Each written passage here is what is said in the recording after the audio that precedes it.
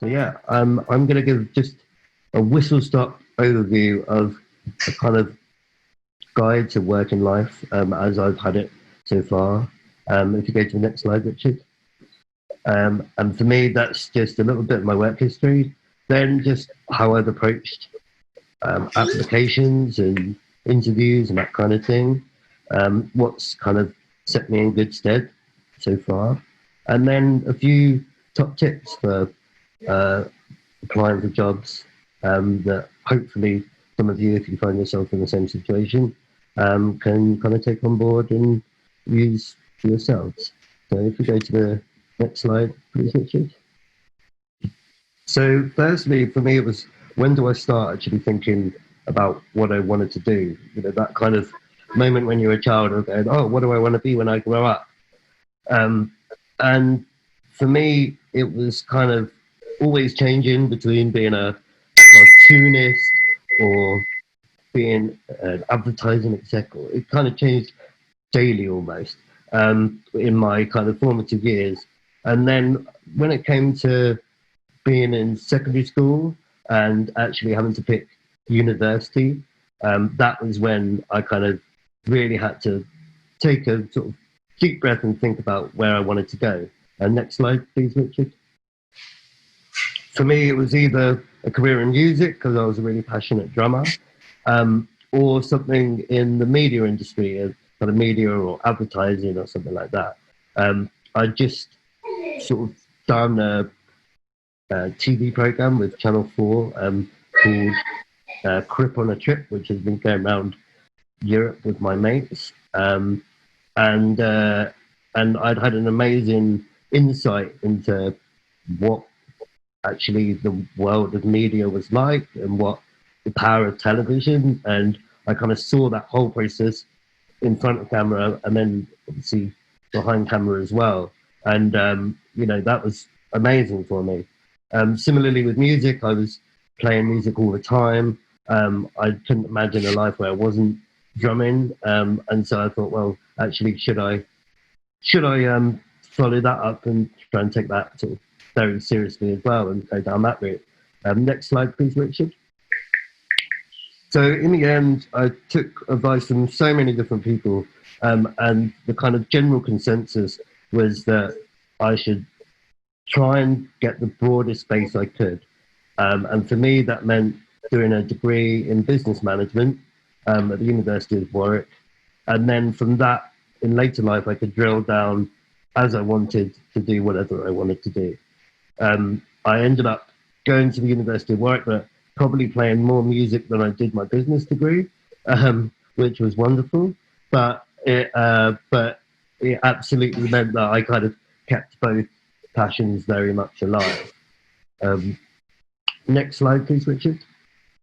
So after kind of university, I had a number of different employers, and I won't bore you with the kind of long work history. My first job when I was still at sixth form was working at Morrison's, saying, "Good afternoon, Morrison's, St Albans, Dominic speaking, how can I help?"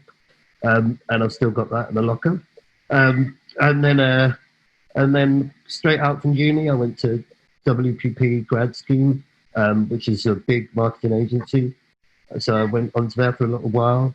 And then from there, joined the Channel 4 production trainee scheme, which saw me work at Sunset and Vine, which is the production company that was going to produce the Paralympic Games in 2012. So that was a massive draw for me. And then in 2015, I moved over to Assist Me, which is a disability access app. And so I was working there from 2015 until this year. And then next slide, please, Richard. Kind of semi-ironically, and the irony wasn't lost on me, I actually got made redundant about 2 months ago, and then obviously got asked to do this presentation. So the next chapter for me, I had a really interesting couple of months kind of deciding what in the world I wanted to do and what I'm actually going to be doing. In a few weeks' time, I'm launching a marketing and communications agency myself, set to be called Tiny Man Digital. But all this kind of stuff that I'm going to go through with you is absolutely part of my kind of thinking and learning about how I'm going to approach the working life from here on in. So if we go next slide, please, Richard. So firstly, it's for me as a kind of top tip, it was just think about where you want to go and then kind of break it down into manageable steps. I think that everyone should feel that they could do anything they want, and it's just about taking the kind of calculated and practical steps to get where they want to be. So if you've got a really pie in the sky desire to do something that you think is really unattainable, just break that down into what you're going to need to do first, and then follow that through to actually get to where you want to be. I often found that once you kind of do break down a kind of challenge into tasks, then suddenly it does become a very manageable prospect.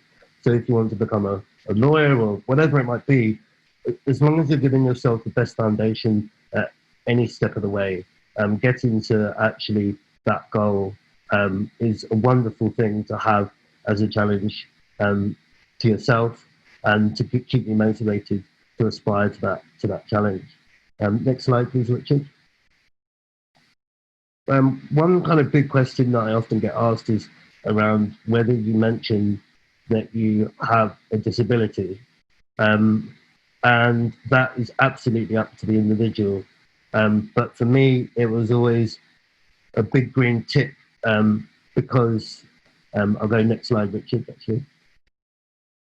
Because how you experience the world and your whole kind of approach to life, that is so much a part of who you are, and the experiences you've had, absolutely, for me anyway, are so intertwined with my disability.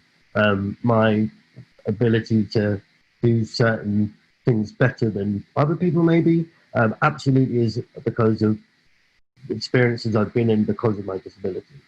So I have no hesitation to tell companies that I'm disabled. If the company is going to discriminate me for the fact that I am disabled, then I probably don't want to be working at that company anyway. And I try and just keep quite level-headed about that and not get too flustered. If there is discrimination, and of course there is still in this world, then it's absolutely something that you know, you try and just tackle head on. But at the same time, when it comes to applications, you can just bare your soul, and I find that often that just creates the most sort of easy conversation with any employer to be. Next slide, please, Richard. I definitely think that the kind of same can be said for the way you write applications. I would always make sure that you're writing in your own words and in your voice, and actually not bending the truth too much, because if you find yourself in a role that actually you're maybe not so qualified for, that's probably a bit of a stressful situation. Because you want to know that if you've landed a job, then absolutely it's the right job for you. So that's definitely kind of how I've approached things. Obviously, I know my mother's on the line on this call, and she definitely would say get someone to check your grammar as well. So she's always offering to check my grammar when I'm doing an application, and so I absolutely would recommend that as well. So put it in your own words, but just get someone else to cast their eye over it as well. Next slide, please, Richard. I think this might depend on the individual, but for me, I kind of find interviews almost a bit of a game, in the sense that it can only go so badly, and so try and enjoy it. Try and enjoy the conversation. Try and get as much out of it as you can, and the person on the other end of the line, they're human. They are understanding that interviews can be stressful as well and can be nerve-wracking. So just try and enjoy the experience and be kind of confident in who you are as much as you can, really. Next slide, please, Richard. Similarly, once you've submitted an application or had an interview, whatever it might be, hold your head up high about however it goes. Kind of going back to the point around you can just do your best. It's if the role's not right for you, then maybe it's not right for you. But similarly, try not to get downtrodden about the result. There's so many people going for so many positions, so that eventually you'll find a role that's right for you, and don't lose sight of that. Then kind of next slide. The kind of biggest and most fundamental thing I find is just making sure that you're doing something and you're following a path that makes you happy. All too often you hear of people that are doing something and they hate what they're doing, and they're so stressed in what they're doing because every day is really tough.